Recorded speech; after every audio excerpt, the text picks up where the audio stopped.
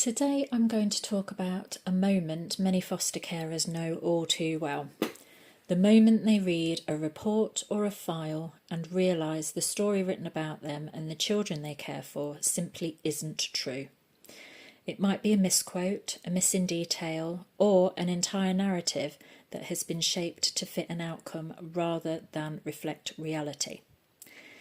The impact is immediate and profound. Trust is eroded, families are damaged, and decisions that should protect children instead put them at risk. In this episode, we'll unpack how these distortions happen, what drives them, and why they matter. We'll hear how subject access requests often reveal the truth behind official records, and why patterns of omission, misrepresentation, and manufactured narratives point to a systemic problem, not isolated mistakes. We'll also explore what needs to change, such as independent scrutiny, transparent multi-agency decision-making, accountability for misrepresentation, and real support for carers to access and correct their records. If you care about fairness in safeguarding, stay with me. This conversation is about protecting children by insisting on honesty, transparency, and integrity. In our work supporting foster carers across the country, we've come to recognise a deeply troubling pattern, one that quietly erodes trust, damages family, and undermines the very systems meant to protect children. Too often we see decisions made about carers and children based not on truth but on a narrative that has been carefully constructed and sometimes manipulated to justify a predetermined outcome. We're talking about misrepresentation, we're talking about professionals being misquoted, such as police officers, health visitors, nursery staff, teachers. Their words are twisted or invented to support a case that doesn't hold up under scrutiny. And we're talking about evidence, because when foster carers request their personal data through subject access requests, the truth often emerges. We've seen subject access requests reveal statements attributed to professionals that were never made. There's key facts omitted or distorted, children's actions misrepresented, even in cases where collaboration between children was permitted yet later denied in official records.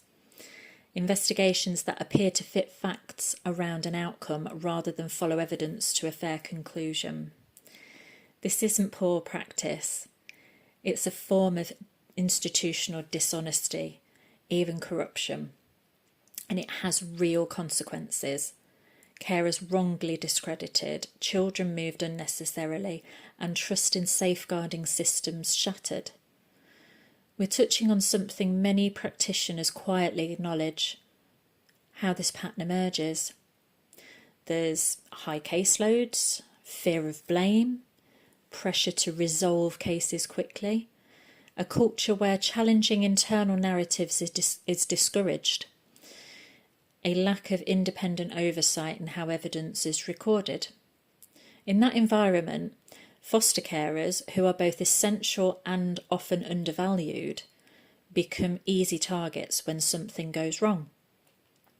At a time when services are under immense pressure, foster carers are too often used as scapegoats for systemic failings. Despite being the people who know the children best, living with them day in, day out, their voices are frequently dismissed or ignored. This not only harms carers, it places children at risk. We believe foster carers deserve better. Children deserve better, and the system must do better. What we're highlighting isn't a series of isolated mistakes, it's a structural problem. When narratives are shaped to fit outcomes rather than outcomes shaped by evidence, the entire safeguarding framework becomes vulnerable to bias, pressure, and institutional self-protection. So what are we calling for? We are calling for independent scrutiny of how evidence is recorded and used in investigations to ensure accuracy and integrity. Transparency in multi-agency decision making, because decisions made in the dark rarely stand up to the light.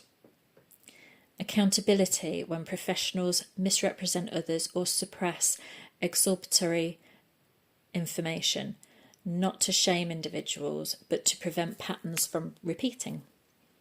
Support for carers to access their records and challenge inaccuracies, because truth shouldn't require a legal battle. This is perhaps the most important point to make.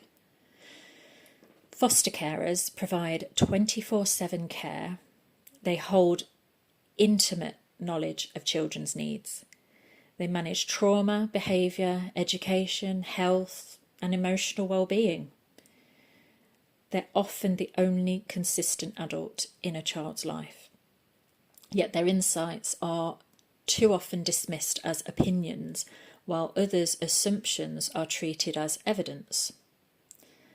Recognising carers as professionals isn't just a courtesy, it's a safeguard for children. They deserve processes that are fair, transparent and rooted in truth, not narratives built on distortion. Carers who feel isolated or discredited, professionals who see wrongdoing but fear speaking up. Integrity shouldn't be an act of courage, it should be the baseline.